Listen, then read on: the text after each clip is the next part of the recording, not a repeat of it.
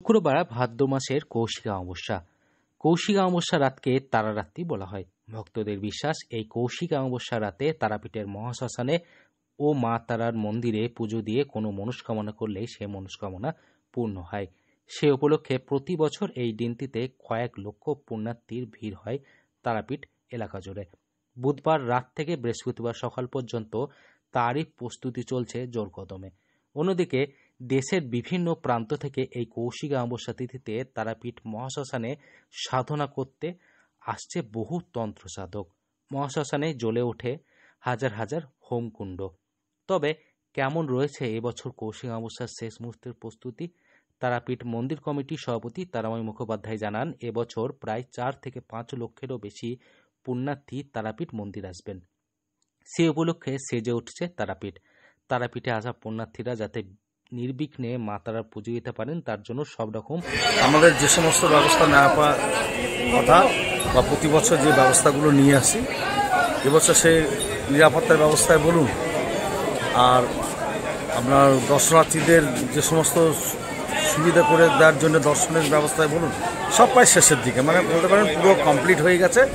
আমরা শেষের দিকে কাজগুলো কোথায় কী হয়েছে দেখে নিচ্ছি এবং মানুষ মানে জেলা প্রশাসনের সাথে টিআইডির সাথে আমাদের যে যৌথভাবে যে বৈঠকগুলো হয়েছে সেখানে মানুষ কোন দিকে বেরোবে, কোন দিকে প্রবেশ করবে, কিভাবে দর্শন করবে তার একটা কেস ম্যাপও তৈরি হয়ে গেছে। প্রশাসনের ব্যবস্থা গ্রহণ করেছে বীরভূম জেলা পুলিশ ও তারাপীঠ মন্দির কমিটি।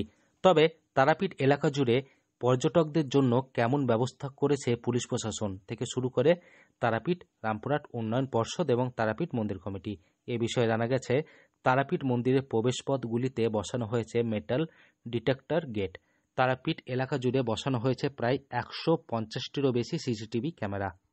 যেমন আমাদের মন্দিরে আমাদের বলুন ছাউনি থেকে ব্যবস্থা, যেহেতু এখন একটা বর্ষাকাল চলছে, মাঝে মধ্যে রোদের দাপট দিচ্ছে, মাথায় একটা ছাউনি থাকছে, তারপরে জলের ব্যবস্থা থাকছে, মেডিকেল ক্যাম্প থাকছে, ফায়ার ব্রিগেড থাকছে। লোডশেডিং তো হবেই না, কিন্তু যদি হয় তার জন্যে যাতে সঙ্গে সঙ্গে বিদ্যুৎ সরবরাহ চালু করা যায় সে ব্যবস্থা থাকছে। কোনো লোক অসুস্থ হয়ে গেলে দ্রুত তাকে রেস্কিউ করে প্রাথমিক ট্রিটমেন্ট করে যদি কোনো দরকার পড়ে সেখানে নিয়ে যাওয়ার ব্যবস্থা থাকছে। এছাড়াও বীরভূম জেলা পুলিশ প্রশাসনের পক্ষ থেকে পুলিশ অ্যাসিস্ট্যান্ট বুথ বসানো হয়েছে, যেখানে পর্যটকেরা এসে তাদের নিজেদের অভিযোগ জানাতে পারবে এবং অভিযোগ জানানোর সঙ্গে সঙ্গেই পদক্ষেপ নেবে বীরভূম জেলা পুলিশ প্রশাসন। এর পাশাপাশি মন্দিরে গর্ভগৃহে প্রবেশের জন্য তৈরি করা হয়েছে অস্থায়ী বাঁশের ব্যারিকেড। মন্দির কমিটির পক্ষ থেকে 200 জন বেসরকারি নিরাপত্তা কর্মী মোতায়েন করা হয়েছে। বিশৃঙ্খলা ও নাশকতা এড়াতে রাজ্য পুলিশের 500 আধিকারিক সহ 1500 জন পুলিশকর্মী এবং 2000 সিভিক কর্মী নিযুক্ত থাকবে। পুলিশের নজরদারির জন্য 12টি অস্থায়ী ওয়াচ টাওয়ার তৈরি করা হয়েছে। যানবাহন নিয়ন্ত্রণে 40টি ড্রপ গেট বসানো হয়েছে তারাপীঠ এলাকা জুড়ে। বীরভূম থেকে সৌভিক রায় রিপোর্ট, লোকাল 18 বাংলা।